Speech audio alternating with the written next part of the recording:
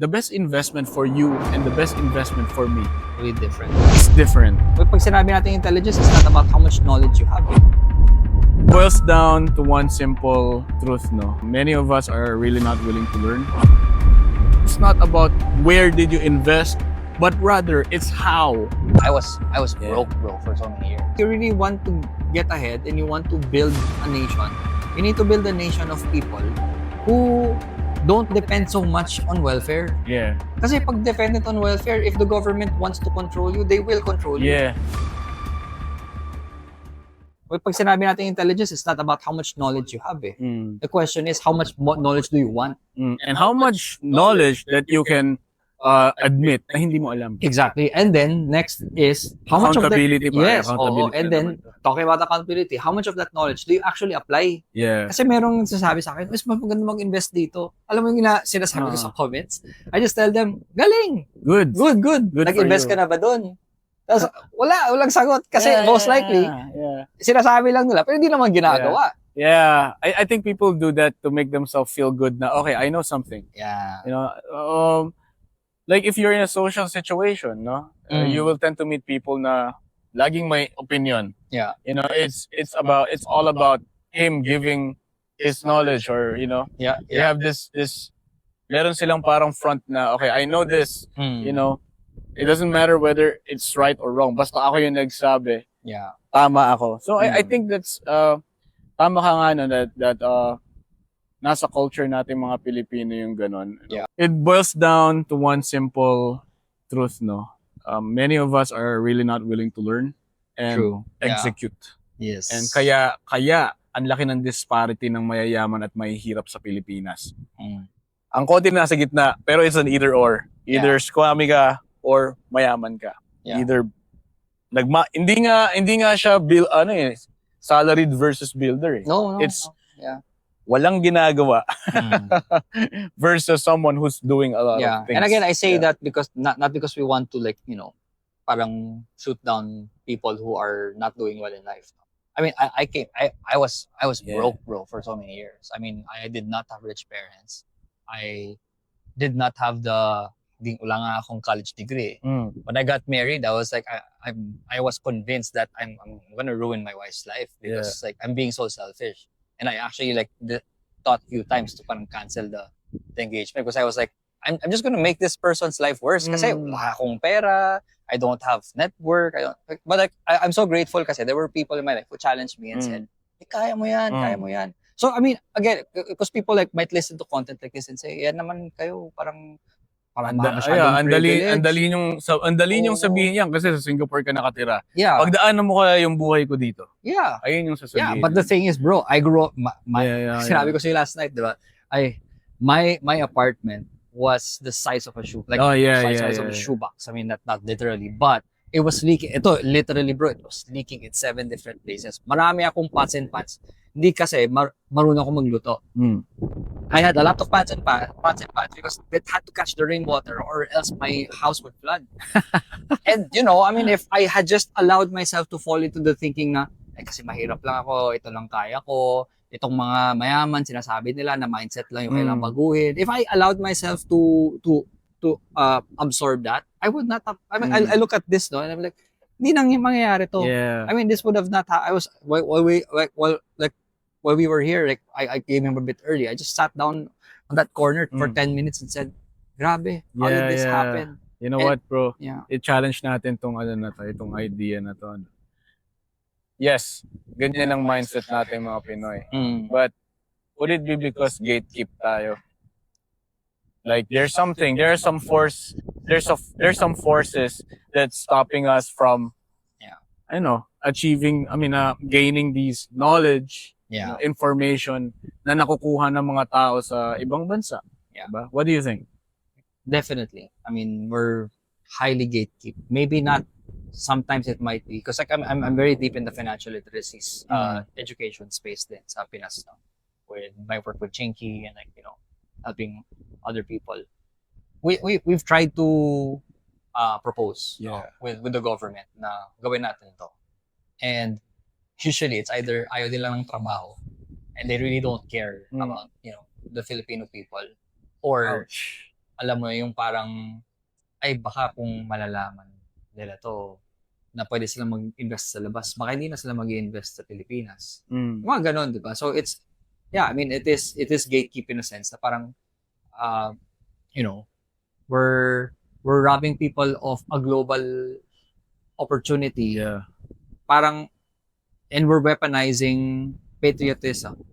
Man. Diba? Just so that these people will remain in a system that only feeds a very select few. Yeah, you know what? I can relate kasi recently, yung Philippine SEC just banned, blocked this very reputable global Brokers. investment broker. Yeah. Very reputable, no? Ang gulat Oo. nga ako, ban?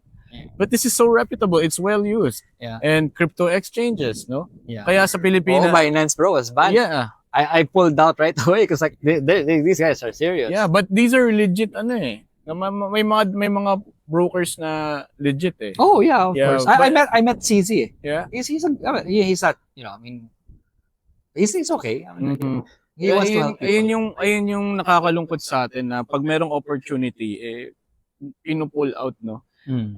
Kaya sa Pilipinas, when you say crypto, a lot of people think, uy, crypto, scam yan. But the reality is a lot of crypto millionaires globally. Yeah, dito sa Singapore wala, ang daming crypto millionaires. I made dito. a lot of money from crypto. Yeah, same here, man. You know, especially nung post-COVID.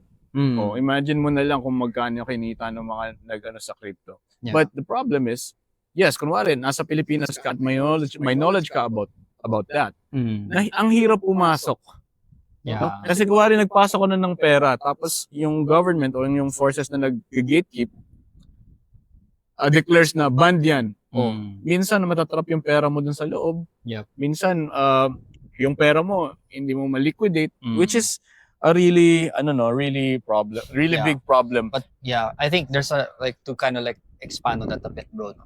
Alam mo kung bakit naging problema yan? Bakit? Kasi yung Pilipino masyadong dependent sa gobyerno. You think? Yeah, because obviously, how involved is the government to a Filipino's life? Oh, take away the 4-piece. Alam mo yung 4-piece, di ba? Yung welfare na binibigyan ng pera yung mga mahirap. Ay, ganyan ba tayo? Meron tayong ganyan. Oh, really? Okay. DSWD yan. Okay. So, why do they do that? Because, what is the 4-piece? It's a welfare program na if you're below a certain income level, you can get I think 4,000 to 6,000 pesos a month from the government. Like forever? Yeah, forever. As long as ganun kakahirap? Yeah, and as long as you vote for the right person. Diba? Oh, wow. May ganung factor siya, bro. You know. It's rigged. Yeah, exactly. It's rigged. I mean, that's not 100% the case, but some politicians do have that kind of effect, no? So, but the thing is, that's the reason why people vote by. Why? Kasi you're too reliant on the government eh. Yeah. This is something that Dexter also said na it stuck with me. If you really want to get ahead and you want to build a nation, you need to build a nation of people who don't depend so much on welfare. Yeah. Kasi pag dependent on welfare, if the government wants to control you, they will control you. Yeah. Pero if the government, does something and you don't like it, you're like, to hell with you. I'm gonna build my own path then if you're not gonna serve me. Alam mo yun? That's the reason why we invested in Singapore. I mean, we live in the Philippines, but we invested in Singapore. Bakit? Because the PSC is crap right now. So why would I put my money there? Yeah. Alam mo yun? So I have that liberty because the government doesn't pay my electricity bill. Yeah. They don't send my kids to school. I pay for private school. And again, that might sound privileged, no? But that's how we built our life. Yeah. It wasn't overnight. And you went through a lot of We went through hardship hell too. to do that. Yeah, it wasn't easy. God wasn't unfair. Yeah. He basically just gave you extra grit, I would say. Yeah. To want to work harder to achieve where you are right now. Bro, I think this is the perfect opportunity. Kasi I watched your video and then you were talking about compound interest. I think this is a very good opportunity to explain what compound interest is, the eighth wonder of the world to our Filipino viewers. Right. Normally when we think about compound interest, simply put, this is the way I see it. You can either use compound interest to your advantage or to your disadvantage. Karamihan sa atin, we use compound interest to our disadvantage, meaning utang. Yes. Yeah, Okay. diba? So, kasi, and this is where I start. When you get a loan, yung chine-check dapat first is yung interest rate, diba? Because that's the rate that your loan will compound over time. And Filipinos see the brute force of that because yung utang mo na 100,000, all of a sudden, naging 200K, ilang buwan mo lang na hindi na napansin. Next thing you know, it's skyrocketing. Yeah, lumobo na. That's the word for it. Lumobo na. Imagine that happening the other way around. Na pumasok ka ng 100,000, nayaan mong mag-grow.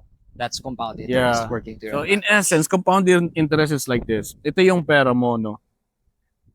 Yan, ito yung pera. So, sabihin natin, utang siya. Every month, babawasan to ng 5%. So, kada buwan, bawas yun ng 5%. Madadagdagan yung utang mo ng 5%. So, mas lalaki yung utang mo dun sa bangko, for example. Next month na naman, yung laki ng utang na yon, yung patong nun is equivalent dun sa unang patong. Yes. Basically, ayun ang compound.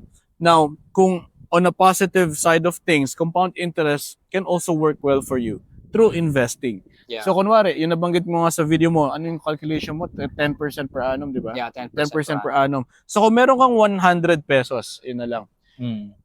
Next year, naging 110. Yeah. And then, compound interest works in a way na next year ulit, yung 10% na papatong is from the 110 pesos. Not just the 100. Oo. And then the next year na naman, yung patong is dun sa 110. Yeah, so it's exponential. Exponential. So excluded yan, excluding na yung mga extra mo na pinatong sa sa account mo or sa ipon mo. And of course, one of the objections dun sa video mo is that's assuming that the world is all nice and dandy. I agree, no? I agree. Yeah. Kaya nga tayo entrepreneurs or business owners, builders, kasi we are knowledgeable. We know na kung sakali man, example mo S&P Let's be realistic, S&P 500 by data, 100% ang recovery rate, no? Ayun ang data. Yeah. Ngayon, pwedeng hindi mag-recover 'yan. Yeah. But the thing is, we are knowledgeable enough to know kung kailan tayo magpo-pull out. May mga iba't ibang play. Bakit? Ibig sabihin ba, S&P lang yung investment mo? Correct. Di ba, meron ka ring bonds? May bonds din. Oo. May REITs ka din. May real estate ka pa. Yeah.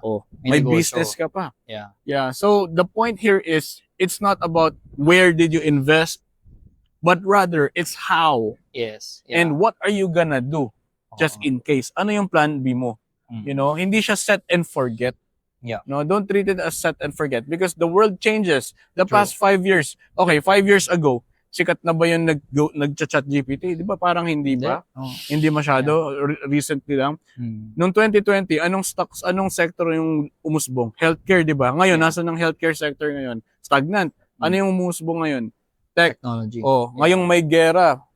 Yung mga defense. Defense. But to make our point across, is kahit i-explain tong compound interest na to, kikita ka, hanggat yung mindset mo is wala sa builder's mindset, hindi mo gagawin yun. True. Forever kang nandyan sa sitwasyon mo ngayon. Your life will never change. Yeah. If you don't start. No? If you don't change your mindset, start small, as long as magawa mo siya consistently. Kasi investment or investing, doing business is about discipline. Yeah. You have to do things whether you're sad. You have to work kahit galit ka. Kahit wala kang customer, you have to keep doing. Yeah. You have to be disciplined enough to keep doing whatever you're doing. Just like working out. Mamaya, after nitong podcast, kaya tayo nakaganito, mag-workout tayo mamaya. Because we know that we want to take care of our health and then we don't get healthier just by lifting one dumbbell in one go, di ba? I want to talk about when people ask you, sa Pinas, saan ba best mag-invest? You know what's my opinion on that? Ano? Now, when people ask me, saan ba best mag-invest or what's the best investment? I normally ask them, maybe you should ask me the right question. Ano? Kasi, when you tell me the best investment for you and the best investment for me Way different. is different. Yeah. No? maybe ako, ang the best investment sa akin is knowledge or fitness. Maybe the best investment for you is finance, businesses. Diba? It really varies. But when people ask that question, it tends it usually comes from yung question nila actually is, where can I put my money na lalago siya the fastest? Yeah. Yeah. You know what the most far majority of people are actually thinking when they ask that question? What? They're thinking, I'm jealous of this person's life. How can I have the same thing? How do I become like him? Yeah, it's envy. Envy. Then why don't you just ask, bro? How did you achieve that? Can you help me out? Yeah, because well, we want the results. We don't want the hard work. We don't want the journey. We just want the destination. Wow, journey, bro. Journey. Journey. But I think like successful people, especially builders and owners, they fall in love with the journey first. Saka na yung destination. Yeah. The journey is crazy, man. You know, I wanna share my personal portfolio. No, you are in my WhatsApp broadcast, where I share like finance tips, in market insights and everything, and I also share there yung kung ano yung itsura ng portfolio ko. You know, I am the kind of finance guy who recommends things that I've used, no. And then one of the posts, one of my message there's a broadcast is I showed how much passive income I have. And just like everybody else, I'm still on the way there. You know, I haven't achieved the total target that I want, but I shared there that I have about 75,000 pesos per month dividend income. Na passive income, napapasok sa bangko ko whether magtrabaho or hindi. And one of my clients asked me, Sir Rico, grabe, gaano katagal mong binild yan? No. So I told him, bro, you know what? I built this in a span of maybe 8 to 9 years. And as you imagine another 8 to 9 years. Yeah. So exponential yan eh. Imagine this, bro. Ito pa. So 8 to 9 years ago was 2018. Yeah. Tapos nung time na nun, may trade war si US at si China. Bumagsak yung market. If I was not disciplined, magpo-pull out ako doon. Ano yung nangyari in 2020? COVID. Ang laki ng bagsak, pre. Yeah. Kung wala akong discipline, I would have pulled out at todos. Fear na. Yeah. Anong nangyari after ng COVID? Umusbong yung market. Yeah. And then anong next? Ukraine-Russia war, 2022.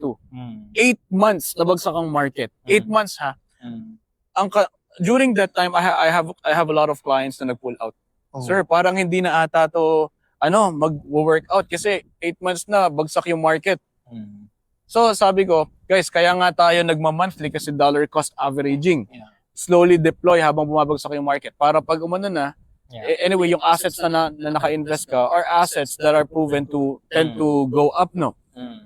So may mga clients na nag-stay put.